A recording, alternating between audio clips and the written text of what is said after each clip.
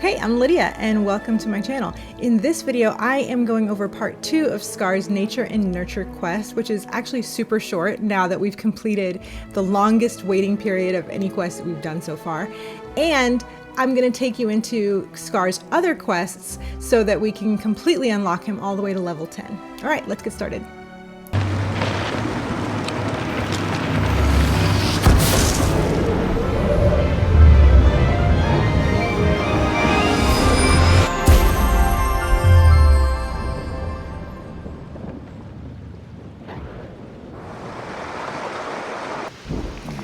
So that was pretty much it. All that we had to do was plant the orb of nurturing and tend to it and wait for it to grow. It took about 2 days. So I planted it on Wednesday, and by Friday evening it was ready to go.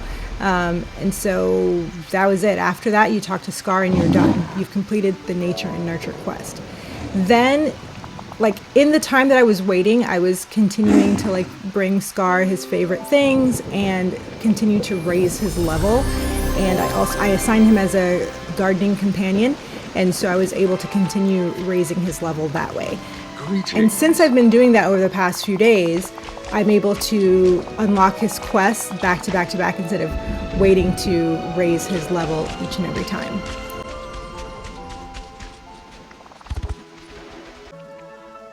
The next quest from Scar that we have available is called Friends Aren't Food, which is kind of a callback to Fish Are Friends Not Food from Finding Nemo, which I love.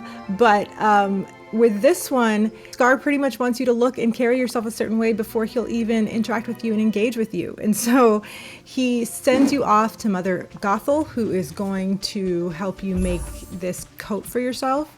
And you're going to need 10 fiber, 4 fabric, 1 iron ingot, and 2 citrine, I think I'm saying that right, gems. And so you bring all of that to her and she makes you this coat that then you can actually go and talk to Scar again and he'll think that you look acceptable. From there, he tells you that he's hungry. He's essentially actually hangry and he's ready to eat somebody. And so you dissuade him from that and offer to make him something to eat with Remy.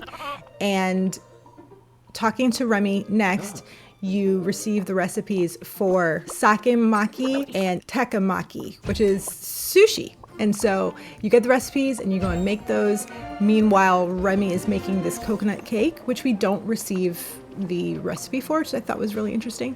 But we bring it all to Remy and then he brings it over to Scar. We watch this interaction between the two of them, and Scar wastes no words to tell Remy that the cake was flavorless and dry. But this sushi was wonderful, and so he feels satisfied enough for now.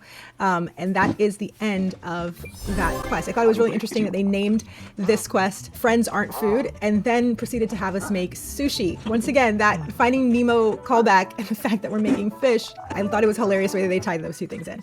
Scar's third quest is called Breaking Bones. This is the quest where we're going to upgrade our shovel to the next level. And so he's going to send us to Scrooge, who will give us this mold for a new shovel head. We bring it back to Scar, who is going to tell us what we need to make the shovel head. And it's 5 drywood, 5 iron ingot, and 5 lion's claw, which you find buried in the ground around Sunlit Plateau. You just have to dig them up and craft the new shovel head at the crafting station, and then open your inventory and put the new shovel head onto your shovel.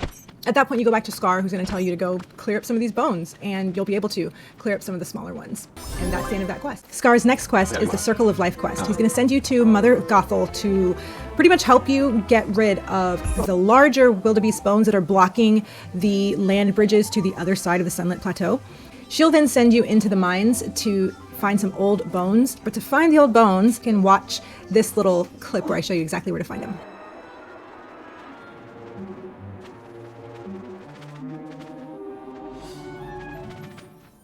And she says you'll also need 10 purified night shards. After you get all of that, you'll bring it to Scar, who is going to tell you how to turn the bones into ash. So to do that, you'll go into his home and put the dried bones into this volcanic geyser that'll then spit out the ashes. You plant the ashes anywhere in Sunlit Plateau and water it and wait for it to grow. All right, once our flower has bloomed, and it was under an hour, it didn't take long at all, We had to water it, I think, once or twice. After you harvest it, bring it to the crafting table and use it to craft the roaring shovel head. Then open your inventory and apply it to your shovel. Next, Scar will want you to remove the rest of the wildebeest bones that are blocking the bridge. And once you clear those out, that's pretty much the end of the quest. Talk to Scar again and you're done. So that's it for this video. There are a few more quests, but I wasn't able to raise Scar's level all the way to 10 yet. He's currently at level 8, so I'll make a new video when I've completely gotten him to level 10 and all the quests that come with that. Thank you so much for watching this video, and if you haven't already, make sure to like and subscribe. And if you want to see more of my Dreamlight Valley content, watch this video next.